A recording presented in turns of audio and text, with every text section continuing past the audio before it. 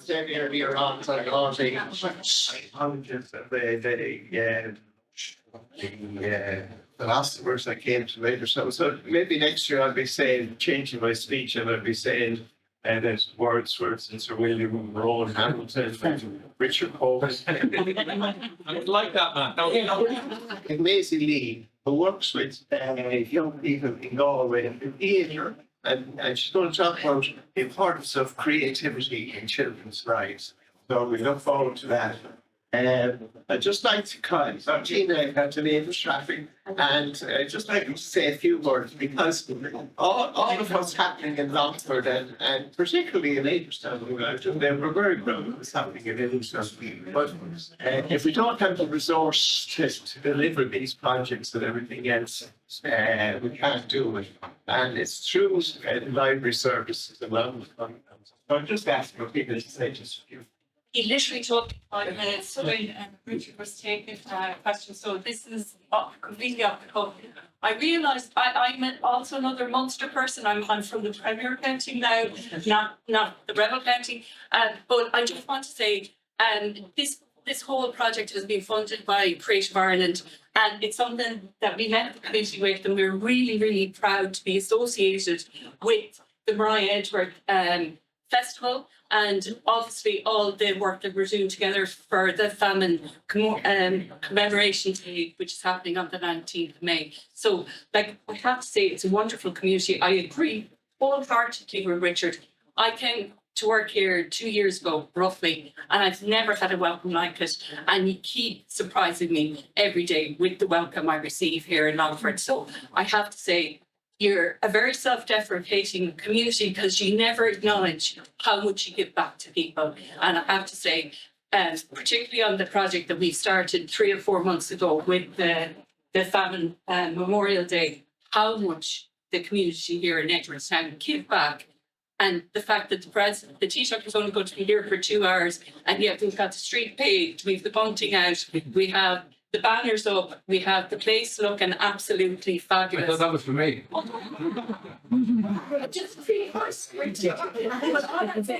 It's amazing when we work as a community, and I do agree, connection is where it's at. And when you work as a community, you can move mountains or buildings, as the case may be. But it's very, very important. I like that as teenagers, they feel that they're part of the vibe of the community. And I certainly agree with you more. But thank you all very much. I really hope you enjoy it. And Mark, thank you so much for putting me on the spot. And keeping in mind the role drama played in the 18th family, we looked at the backstage theatre, and John and there recommended who she had talked to before. Maria Edgeworth wrote a large number of plays in which she created characters for members of her own family. But you have to remember that she was the eldest daughter. Somebody was talking earlier on about the eldest daughter. She was the eldest daughter, and she had 21 siblings. So they're playing with her in a early childhood, and they included a lot of characters. So we kept that in mind. And also when she published Practical Education, which was a far-seeing document or publication in 1798 in how children should be educated. And the first chapter in that is about role play and toys. And there were two things that Maria Edgeworth said in relation to children's learning. And he said that there are two important points. One is that the child can't learn if they're not happy and if they can't pay attention. They're the two most important things that Maria Edgeworth said in relation to children. With this in mind, we're delighted to welcome Maisie here today. She is not as well known probably nationally as Richard, but her resume and bio is equally impressive. So it gives me great pleasure to welcome Maisie here today. For having me. I should say I'm not as used to presenting as Richard. I'm more used to giving drama workshops and taking rehearsals. So bear with me, the kind of formal presentation isn't necessarily my natural natural home, and following Richard was a tough act to follow. But thank you very much for having me. So, as the kind of focus of the symposium was Maria Edgeworth's interest in resilience and well-being, I wanted to focus this presentation on creativity and the voice of the child, which is something that I'm very interested in my work. I did a little searching around Maria before I came, and two things that struck me that I think very much tie in with what I'm going to be speaking about is her belief that the human capacity for reason often the basis for the development and improvement of society, and that alongside her pioneering work in education, often based on observations and anecdotes from the children themselves, I think is something that's really interesting in relation to creativity and the particular focus on the rights of the child and the voice of the child in creativity and in creative education. But it's something that's, still relatively recent in Ireland, but I think interesting departure. So that's a little bit of background on me, just to give a little bit of context, because mostly what I'm going to be speaking about is my own experience and a few of my own projects, and using those as examples. So I'm originally from the UK, as you might be able to tell from my accent. I've been here over 20 years, it's just never changed. So I was in Dublin for 17 years, I'm now based in Galway. I studied drama at Trinity College Dublin, and I've been working in theatre as a director primarily since then. I have great links with Longford through the Backstage Theatre, and I was lucky enough to be artist in residence there for 3 years, and did a few projects, a few of which I'm chatting to you about in a little while. So I make theatre both for adults, so this is just a couple of images from productions. This is a production in the Abbey. This was a production with Fishamble New Play Company. These were some of my recent projects for adults. And then also these plays I've directed for children. This is a version of Christmas Carol that was in the Ark in Dublin, to Children's Cultural Centre there.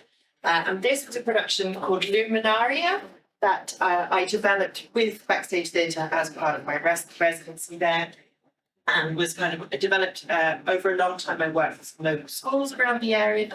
They were all very involved in production. So yes, another link with Backstage. And as part of my residency with Backstage, I also developed a program called Playmaking. And Mona there and the whole team were really supportive around that. So there were 2 iterations. The first was for 9 to 12-year-olds, and the second was for 12 to 18-year-olds. And I facilitated groups of children to write plays over the summer holidays. So we did some quite intensive playwriting workshops. And then that autumn, we put the productions on with full professional cast, full design, and the children got to see their words and their writing come to life. And I think some of the things that Richard touched on, I think, are interesting to think about in that context, because, we took it very seriously, but at the same time, it was absolutely their projects. If their voices were central, they got to write whatever play they wanted to write. I just helped them think about structure and character and drama and action. They had to write several drafts, and it was an interesting way of developing both creativity, but also that kind of resilience and that awareness of change, and there being no black and white, and all of these things I thought were really important in terms of building that resilience in children. So I have a little video just about Playmaking. So I will show you a little bit about that later. So I then in 2021, I moved to Galway, and I again worked with Barbaro International Arts Festival for Children. And the first part of my work there was to help research and set up, and I now facilitate their children's panel. So this is something again that within the arts, and actually within many kind of realms of youth work, is becoming much more current, that there are youth advocacy panels or children's panels within organisations. So Barbaro, as a festival for children, felt that they should have children's voices that were involved in the running of the festival. So I helped set this up, and we now have a group of 9 to 11, 14 9 to 11-year-olds who meet monthly for creative activities. So some of that are kind of more general. They've recently been on the junior juries for the KPMG Children's Book of the Year, where they all read a number of books and then submitted their scores. I don't know that as today. So they'll find out soon enough which of the books that they voted for won. They've also been more directly involved in some of the Barbaro projects, like helping to redesign the mascot, there being the lovely mascot of a bird. And the panel were involved in helping to redesign that to be able to do their own interpretations of the bird. They were central design and then came back to the business and suggestions, and the children were involved in that. So that's the children's panel. This is a documentary that I made. So when I first started working with Barbaro, again, I was interested in work that revolved around children. That was alongside my work with the panel. Well, it was COVID. I was also pregnant, so I couldn't go into a room with anyone. So I decided to make an audio documentary about children's experiences of COVID. Again, very much giving them the chance to express themselves. I felt that that was something to do here during the pandemic. There was a lot about how teachers and how parents were finding it very hard, but nobody directly asked the children how they were feeling. So that was kind of the documentary, but also then trying to, again, look at what the positive aspects were and build from that, as Richard said, kind of taking that experience but looking at how we moved through it. So again, I was going to play you a little clip of that, but we'll come back to that as well. Most recently then, I made a piece called The Shape of Quiet Feelings, which is a theatrical installation based around all developed with children over a period of a year and a half, based around asking children to imagine climate change as a fantastical creature and to kind of approach it in almost like myth-like way. So talk about, it was quite interesting. The three camps that the creatures ended up going into were monsters, heroes, and victims. So, and again, it was very open. So the children imagined their creature. They drew them, they talked about their story, they talked about where they came from, but they very naturally fell into these three camps, which I think is very reflective of the way that children are taking on ideas about climate change. So what I wanted to do was kind of take the facts out of it and get them to use the other side of their brain and to come up with a kind of creative response, which I hoped would then just be just at the start of talking about it, maybe in a slightly less scary way. So again, I will talk a little bit more about that in due course. So finally, my other project is I work as a creative associate for the Arts Council's Creative Schools projects, which if anybody is in education, you might have heard of. It's a great project that's been running since 2018, where schools get funding for 2 years to explore specific creative projects, and they get assigned an artist who is their creative associate, who helps them to kind of explore initially where the school is at in terms of creativity, so what the children in school think of as creativity, what they're interested in, and then to kind of come up with a plan, try some different activities, and then come up with kind of a project. So this is my school that I work with in Milltown in Shoe. And they wanted to do, after a few taster workshops on puppet making and storytelling, they decided they wanted to do a parade, outdoor performance.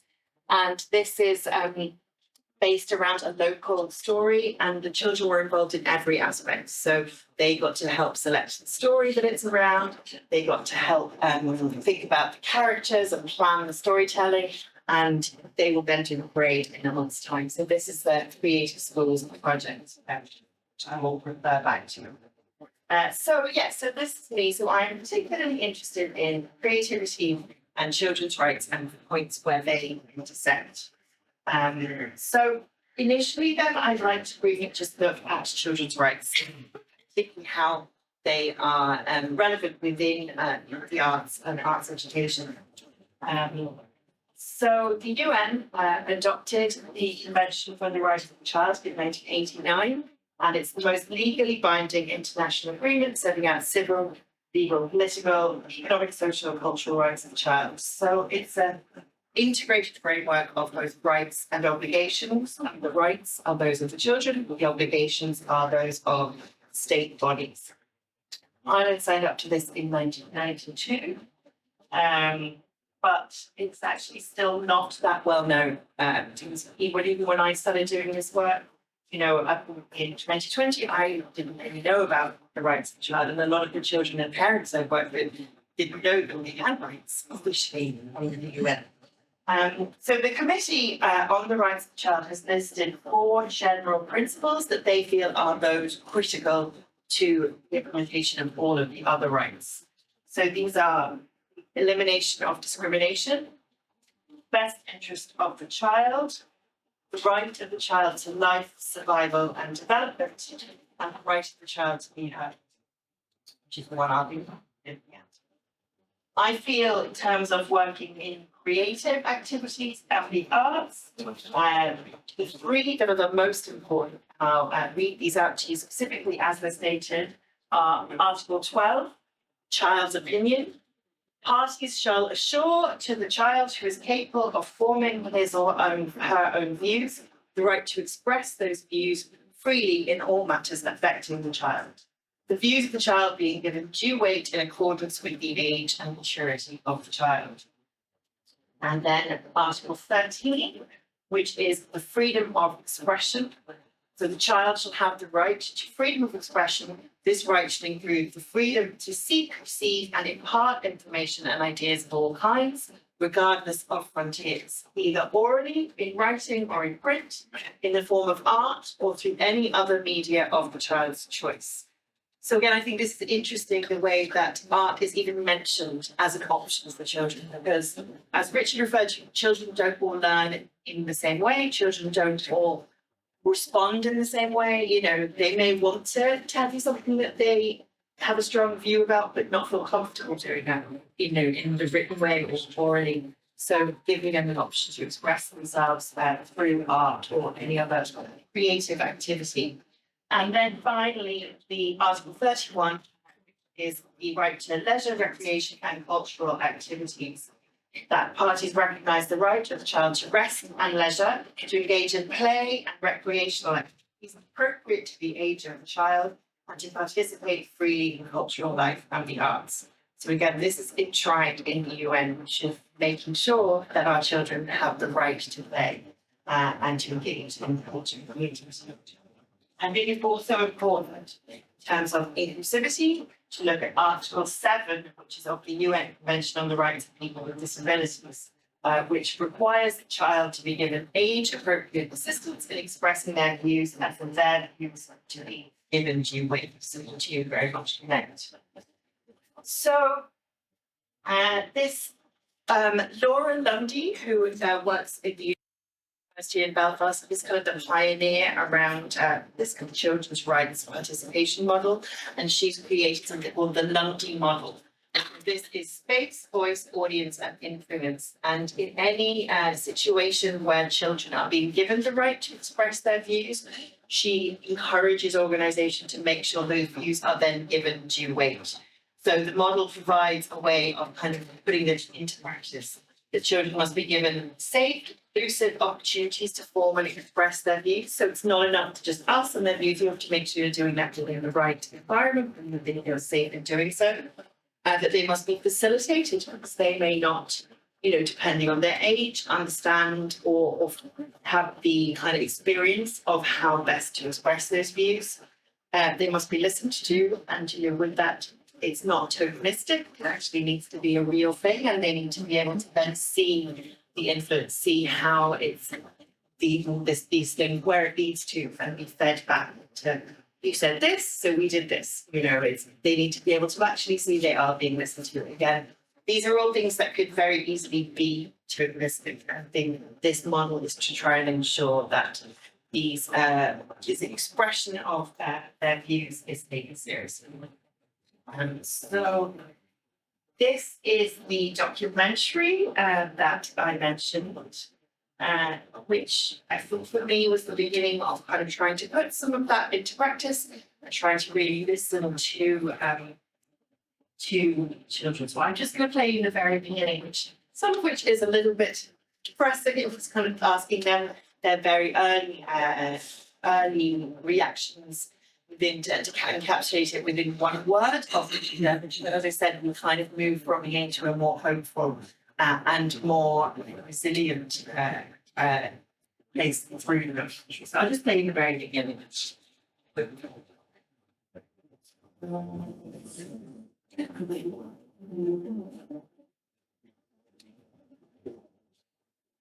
Don't forget to wash your hands. Commissioned by Babylon International Arts Festival for Children.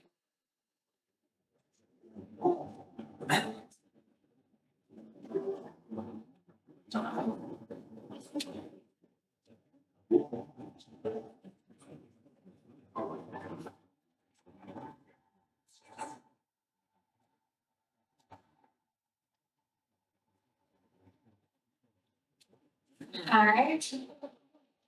Chaotic. Sad. Annoying. Easier. Crackers. Mind changing. Unbelievable. Funny. Disastrous. Dangerous. Boring. So good. So good. A good experience. Good luck. Bad. Bittersweet. A new experience. Extremely scary. Life-changing. Difficult. Difficult. Difficult. Very, very, very difficult. Over the just gives you a little sense of, and all of the interviews took place outside, and it was an interesting experience. But I think for the children, it was a way of them getting to express themselves, but again in a more creative form. And this was kind of the beginning of the stepping stone for me to then move to the climate change project, which was fully creative, as opposed to this, which is a little bit more factual. And so I'd like to talk a little bit now about cultural participation, just to give a little bit of context of where we are coming from in Ireland.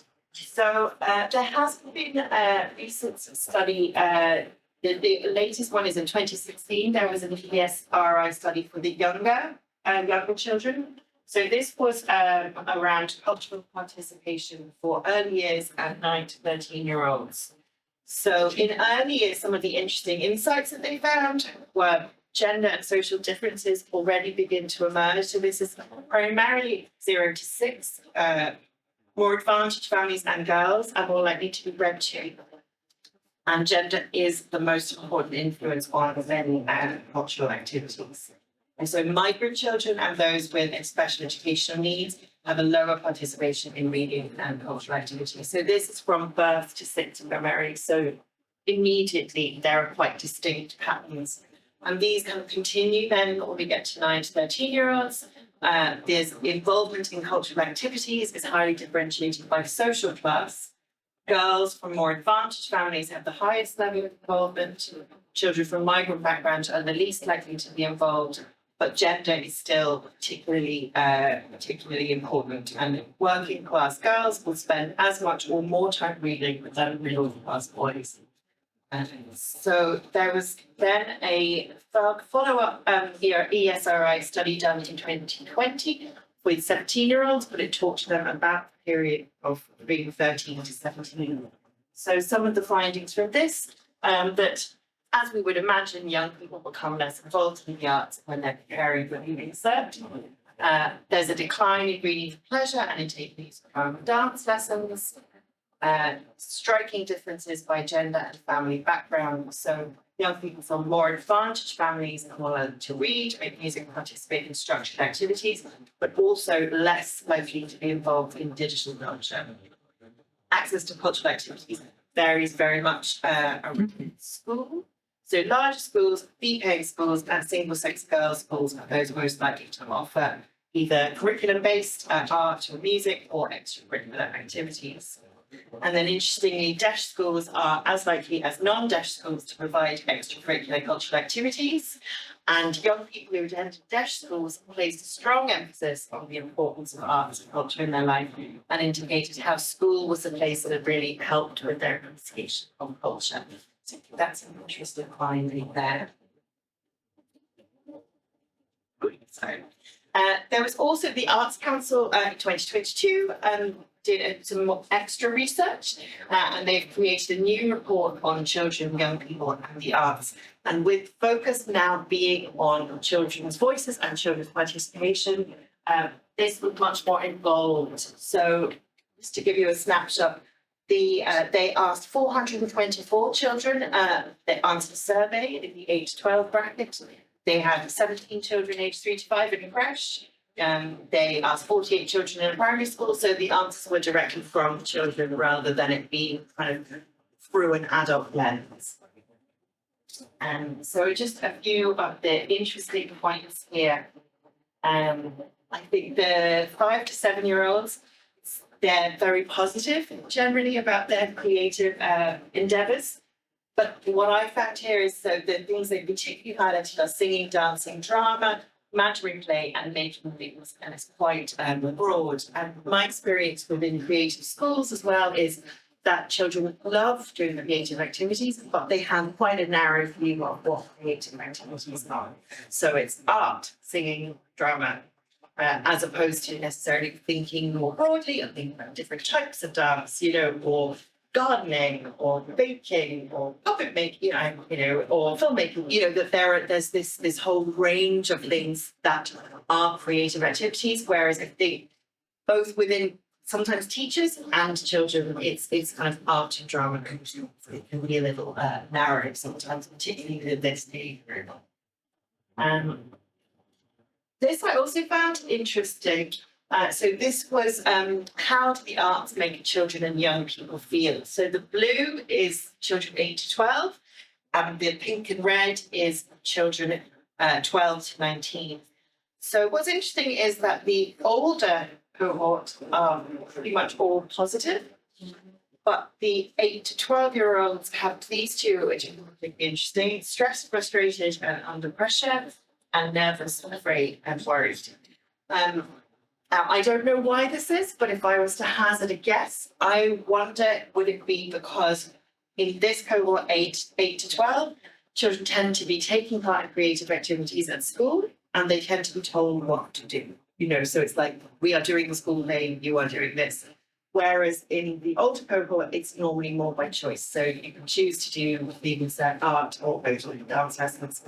So I wonder if trying to integrate that, children's voice more into creativity in schools, and as that we're slowly trying to do, will help this and take the pressure away if the children have had a little bit more say in what it is that they do, or even within projects saying, actually, I don't want to be in the play. I love drawing? Can I make the props? That type of thing. It's about kind of understanding that all children are inherently creative, but they may not all be creative in the same way. So let's kind of listen to them and see what they're interested in doing. But at the same time, making sure that they're still taking risks. So I thought that was an interesting find. Again, the places that young people take part in arts or creative activities, and this is for the older group. And still, even though it's by choice, it's very much the majority is in school. So 65.3%. Also quite a lot in at home, 46.2%. Bits and pieces elsewhere, but I think it's interesting that the school is still very much the place that they take part in their creative activities, even at secondary.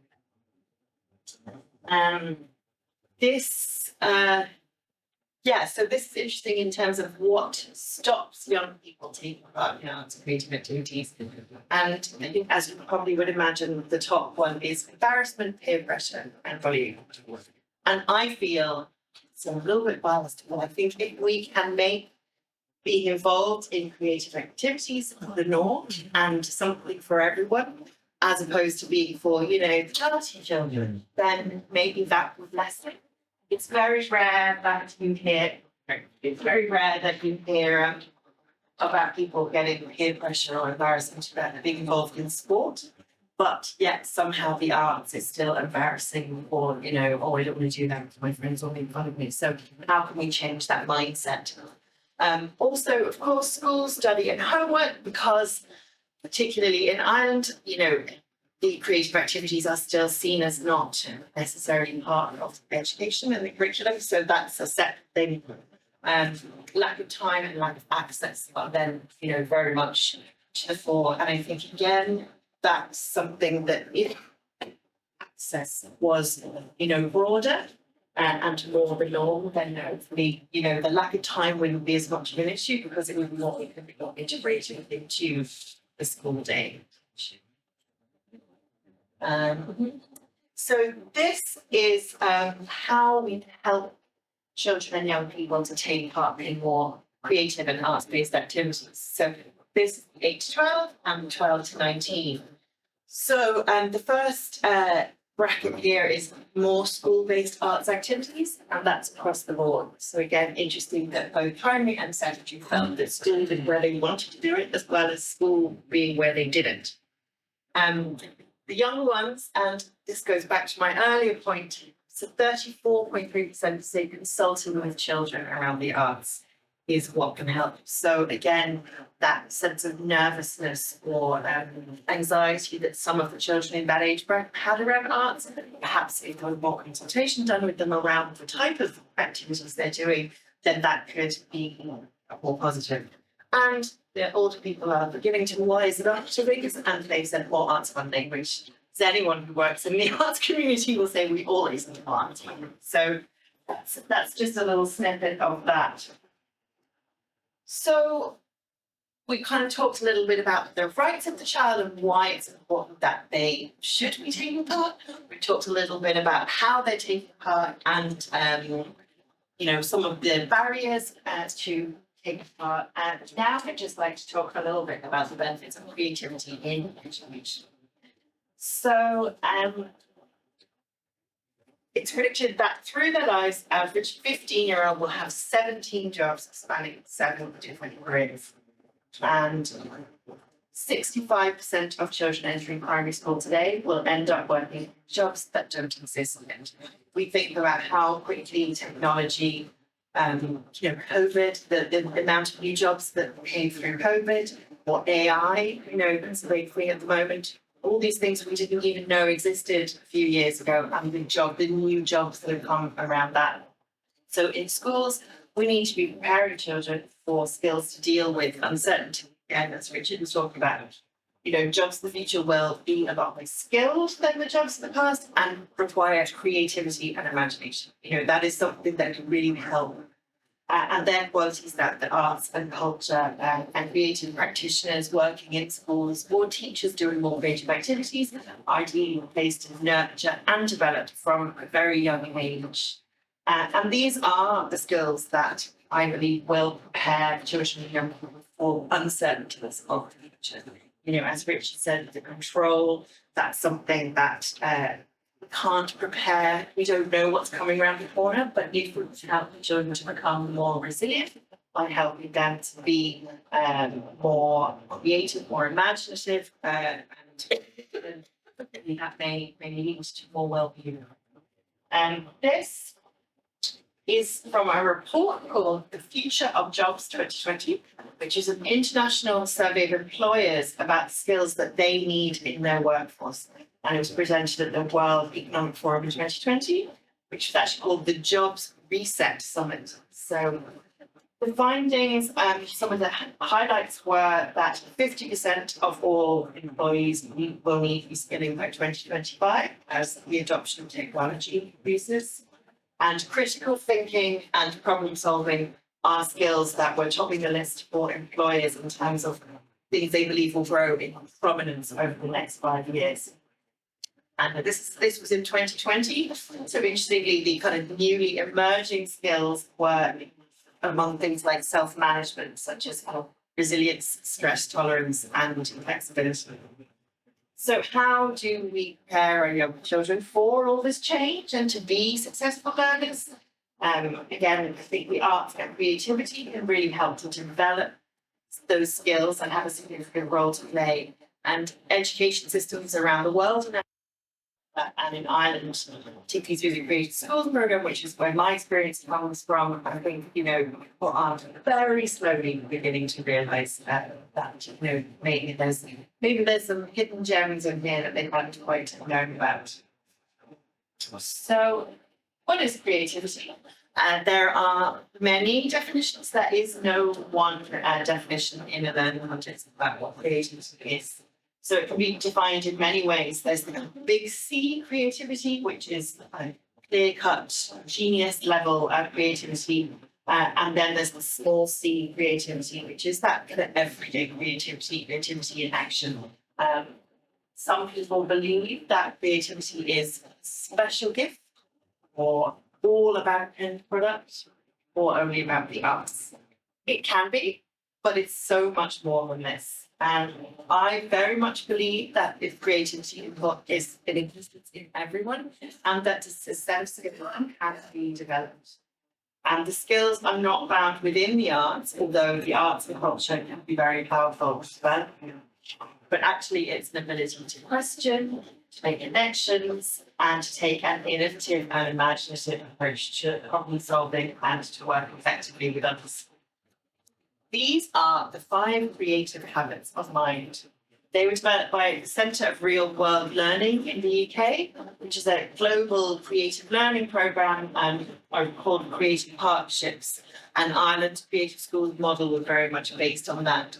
So it's kind of looking at these 5 creative habits of mind and seeing what they lead to, and also thinking about how they can be integrated across everything that happens within education and within school. So they can be integrated to all areas of the curriculum. And I think, learning things and gaining knowledge is a critical part of the learning process, of course. Subject knowledge is really important, but it's not an either or. Creativity and curriculum knowledge, are both important and can be delivered together in the same learning space. And when opportunities for creativity are given within a learning environment, that's often when the real learning happens. So children who are able to develop these skills have been seen to have higher levels of well-being. And at heart, they acknowledge the capacity of all children, young people, and teachers, importantly, to develop their creative skills. And these skills are also interrelated. So, for example, it's really important to be inquisitive and to ask questions, but also you need to, gain discipline and know when to stop asking questions. So it's about balance and all of these things being integrated. I believe a really good example of creativity skills integrated in the curriculum is ASHTA. So ASHTA, I'm sure everyone knows, is the curriculum framework for children from birth to 6 years, and it celebrates early childhood as a time of enjoying and learning from experiences through discussion, exploration, and most importantly, through play. So really early on, we're harnessing that imagination, we're harnessing that creativity, and that's the way children are learning. And it presents children's learning and development in 4 interconnected themes. So there's well-being, identity and belonging, communicating, and exploring and thinking. And I wonder if maybe we should be learning from the really good job that we're doing in ASHTA and bringing some of this into other areas of the curriculum. Why is it that we can't learn through more creative activities with other subjects? So I kind of feel that trying to bring all of this together, children really need a voice in their creative work. We shouldn't just be assuming that we know what they want, what they need, and that creative experiences are helping to also be part of that communal experience that Richard spoke about. We can do it through sports. GAA, as you said, does it brilliantly, but we can also do it through a wide variety of creative experiences. And it's not that everybody wants to be in choir or be on stage, but there are many, many different ways that we can explore these things and help to develop these kind of critical skills of resilience and well-being through creative endeavours, which hopefully may also lead to future employment and job satisfaction. So, as I mentioned, it's this intersect that I'm interested in. So the piece I mentioned to you, The Shape of Quiet Feelings, I'm hoping we'll be able to get the video. it was a very interesting process. So I worked with a number of children, and every single stage of development was informed by them. So to begin with, I asked a group of children, if you could imagine climate change as a colour, a shape, and a texture, what would it be? And then to imagine it as a creature, to draw a creature. And from those responses, I kind of developed, and that moved on into, slightly more complex questions, like where they come from, one of the good things that they're doing, So ultimately, again, it was a positive thing, but it was also something that children were able to really use that creative part of their mind to deal with the anxieties that children really do have around climate change. But I didn't ask them about facts. I didn't ask them. I wanted it to be about them thinking about it in a more creative way. And I think that the final piece kind of really captures that kind of unique and creative way that children can think about things, and hopefully can be a prompt to discuss as part of it. Back to the video. It's called Wellbeing. There was a workshop at the end, so through the piece, children had a card and there were questions asked to the audience. So the audience all went on the same journey that children had, about what shape, what colour, etc., etc. And then at the end, they brought their cards and they all had the opportunity to make their own climate creature. And that was, again, a communal experience. And I tried to encourage parents and teachers to be part of that, and just to start to talk about things as they were doing that. Guys, for a moment, and think of what feeling you get when you think of climate change. What if those feelings were to come alive? Or to become a creature? One that we cannot control, but had a mind of its own.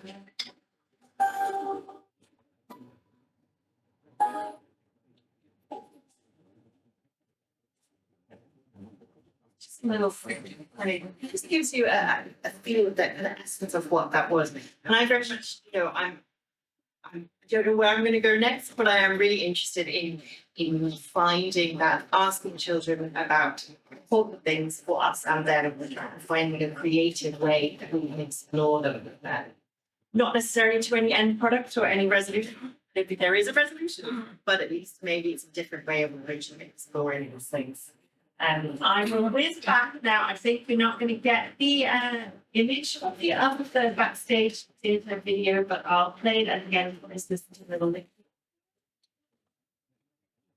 Playmaking is a project with our artist event of the Backstage Music Meeting, and it's a playwriting project for children, teaching them about character, structure, development of character, how to write a script for a play. Those children, I suppose, would have worked both stories in school, but never a play. So the really unique thing about this for our event is that those plays are now being performed by professional talented actors, and have been the set and costume and lights have been designed by professional designers. So they're really getting their plays brought to life in the best possible way.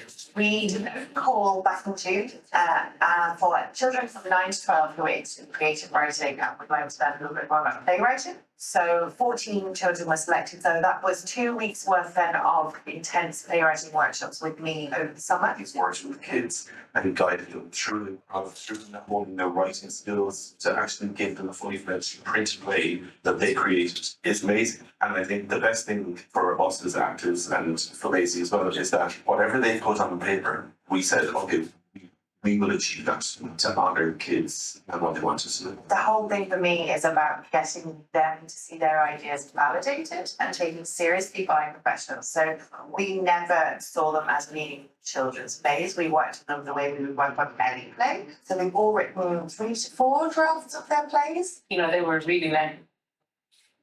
Even there, as you can't see the images. So, oh, you can now. Oh, what happened? What happened there? Okay, I'll bring you up. How managed that? We need a call back in June for children from 9 to 12 who are into creative writing and would like to learn a little bit more about playwriting. So 14 children were selected. So that was 2 weeks worth then of intense playwriting workshops with me over the summer. He's worked with the kids and guided them through it, holding their writing skills to actually give them a fully fledged printed play that they created is amazing. And I think the best thing for us as actors and for Maisie as well is that whatever they put on paper, we said, okay, we will achieve that to honour the kids and what they want to do. The whole thing for me is about getting them to see their ideas validated and taken seriously by professionals. So we never saw them as being children's plays. We worked with them the way we would work on any play. So we've all written 3 to 4 drafts of their plays. You know, they were really letting their imaginations, you know, run, and I suppose that's the great thing about Maisie. She allowed them to do that, actually, to tell the story they wanted to tell. I think just imagination, you know, I think we should all be using our imaginations more in life, and I think to harness that in young people and hopefully set them in training, you know, for the rest of their lives. Like a couple of kids like us have actually got to put our worked with actors, worked with Maisie, who's absolutely brilliant, to put on a play. It was amazing. The shows are so imaginative and kind of bonkers, and we just kind of have to go with that and go with the children's vision of their shows. So it's been really, really fun, and just to be allowed to be a bit silly as well. And the one we get sucked into a game of Twister, and there's another one we end up on the moon. Theatre, I think, is enriching for everyone, but I think with children, I think it's even more important, and they have a chance to kind of be involved and to see how a germ of an idea can be manifested into a full production is magical. You can just tell that the child has written all the characters with such heart and such depth and stuff like that, even in their character descriptions. They got to meet every child who wrote a play, they got to give their feedback, they give us notes on what our performances were like, and it's brilliant that art centres like here in Longford can bring in children at such a young age to enjoy theatre, because that's what we want. We want to start kids getting this buzz like from an early age. All of the stories that have come from my mind onto paper has just been printed. It's so important. You get a sense of self-pride. It's just mind-blowing. Just give them a little sense. And that's Fion's actually from Edgeworth. So yeah, so that's me. If anyone has any questions or anyone to answer. I ask you, Maisie, do you do any thought out of mentors, like forest school idea? I haven't done a lot yet. You know, I've done some kind of workshops where we work outside. It tends to be more indoors. Although the interviews that I did for the project about COVID was all outside because of that. But I haven't done a huge amount with kind of the natural world. But it's definitely something I'm interested in doing in the future. So yeah, not yet. So watch this space. Can I just suggest you get on to the Irish Forest School Association website? They're having their AGM soon in Ray, that's your area. Yes, it is. We go, we don't go to men or at least in Canada where we can, which we go participate for 2 days. Saturday and Sunday is 6th and 7th of June. It's great to have you with that. Yeah, that is this compliment and award to what you do. Yes, great. Thank you very much. That's great. Yes. When you show the graphic for a master the early childhood learning framework, I could see different sections like and the 4 sections were the same in each circle. Like sample learning opportunities, learning goals and the aims. Yes. The inner circles, I couldn't make them out of your mind. We have 4 inner circles that are closer to the centre. Can you show that again? Thanks.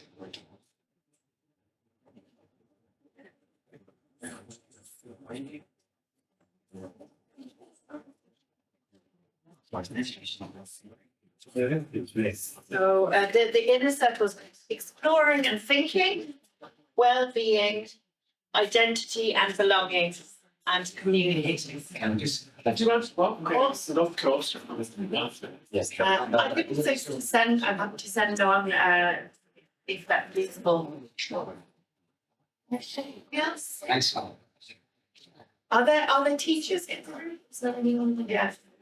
So I'm sure you're aware of quite a lot of this, although some of it is still quite new, I think, a lot of the thinking around the children's voices within cultural activities. And the voice of the child is coming more important and valuable in all of the activities. Yeah. So, and I think, I think that's the key actually to getting the buy-in from children. I feel like if they feel like they have choice, they've got that, different ways to, I guess, be involved in creative activities and to kind of progress ideas within an activity. It's not just about choosing what they're in, but maybe, it's about actually having the ownership throughout the project. That will be more rewarding for everyone. In colleges of education, job of work to do there too. Yeah. I think we're falling down massively. Yeah. Yeah, and I know Creativity in the arts as well. And it's just, the arts I think have been really downgraded in ranks in the last few years. it's kind of trying to slot it in as opposed to it being an important. Oh, definitely. I think it's doing harm to have such lack of emphasis at that age. Yeah, I agree. And I think as well, it's been interesting with the creative schools, all of the schools that I've been into, we always get the majority of teachers go, oh, I'm not RTE. Yeah. So part of what I try to do is explain everybody is RTE. They don't have to be brilliant at drawing to be able to, yeah, exactly. So That's the positive about it, that they have to see the bigger picture. Being practical overall and being and I think arts are really getting very bad happening as leaders. Yeah, primary school anyway. There's very little coming out about the arts and emphasis on it. And it's more and more about academia. yeah, and there's really only the creative school program, which is great. Yeah. But it's You have to get buy-in as well from it. Staff. absolutely exactly that, and a lot of people look at it and go, oh no, we work here for me and I'm not artist, so we won't. It tends to Or be it'll be a waste of time. exactly. Yeah, I have more important things to do. Completely. And often it is the schools where principal or somebody kind of higher up is naturally interested in arts anyway. They're the schools that are ones that are signing up. So it's kind of how you make this. I don't think some parents don't value it. No. They think it's their time, or fair waste of time. It's not learning time, it is so good.